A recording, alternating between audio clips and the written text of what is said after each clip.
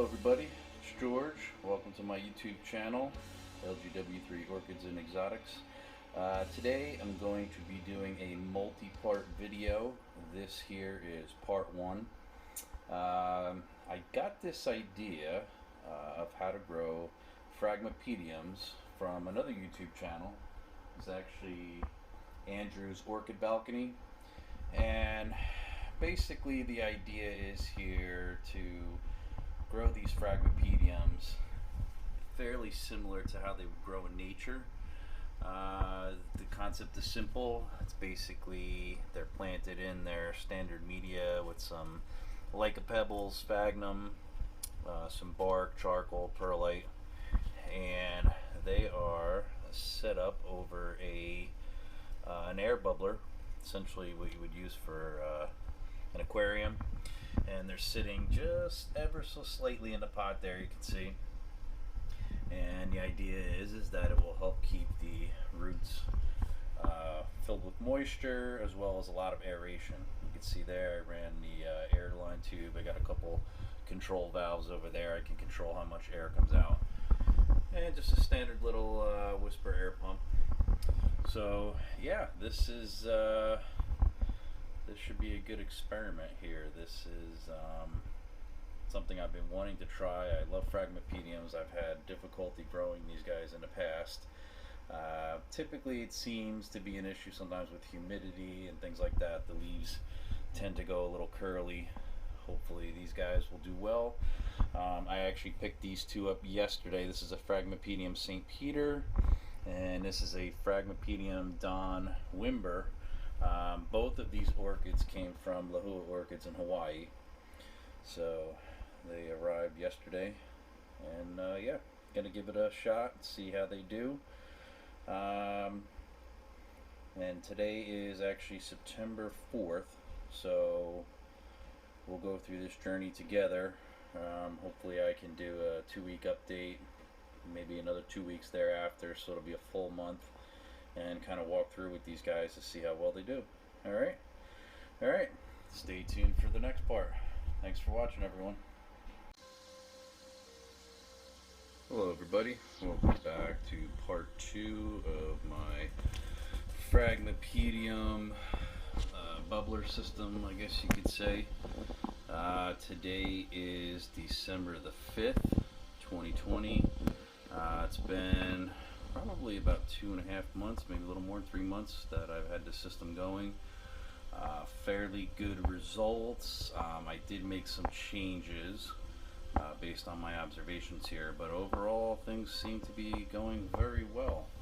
If you look here, this Phragmipedium I had decided not to add as part of this experiment. I just have a small, I guess you could call it a glass bowl here that I had repotted the Phragmipedium in, and it seems to be loving it. I mean, the light setup is here. It's about a foot away. It's fairly bright light, not too much to burn it, but overall it seems pretty happy. You can see here everything looks pretty good. Not able to see the roots that well. I don't really want to dig in there, but I did want to take a look at the bubbler system setup. So I made some slight adjustments.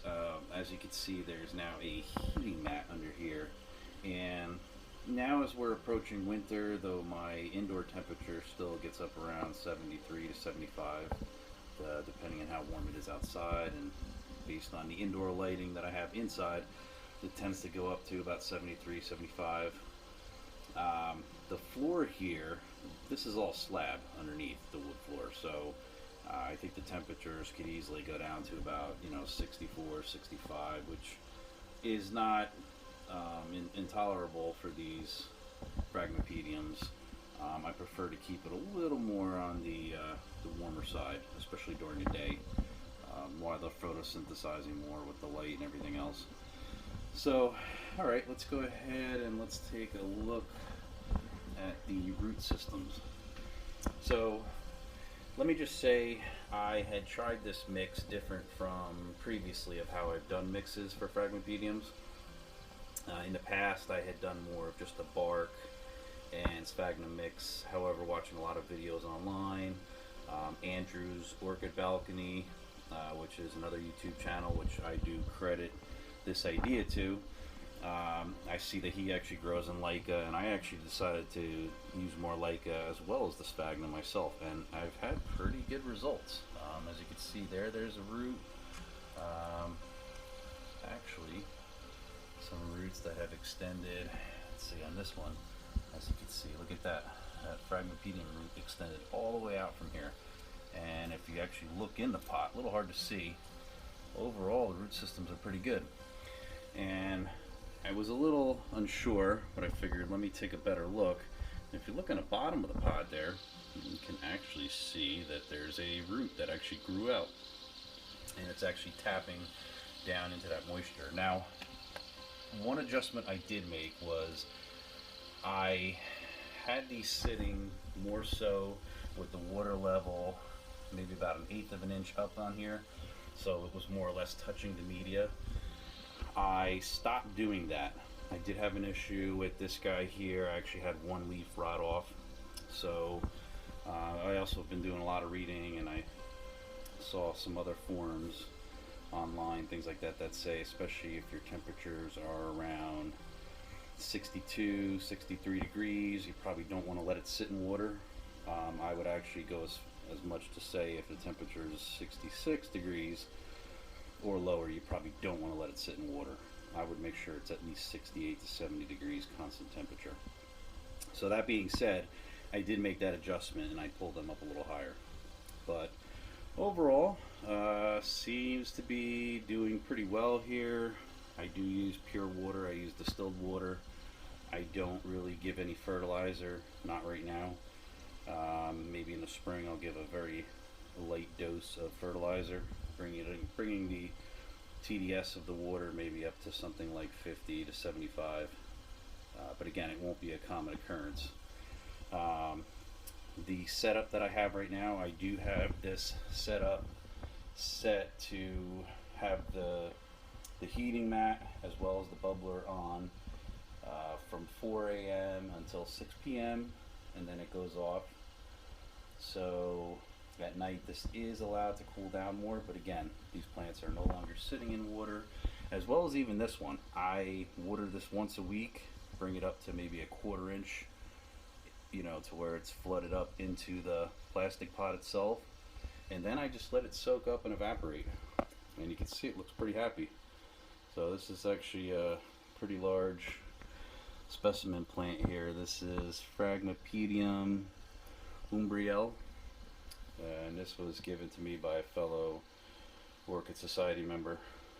Basically, he said, here, never got it to bloom, see if you can bloom it, needs to be repotted. So far so good. If I manage to pull these 3 off, I will consider possibly more Phrags next year. So anyway, I just figured I'd give a quick update. If you have any questions, comments about this setup, again, please check out Andrew's Orchid Balcony. He did a whole another video on this. Again, I don't know the guy, but I think this was a great idea. Makes total sense for root aeration and how these plants kind of grow in nature along streams, etc. So if you get a chance, check it out. Alright everybody, have a great day.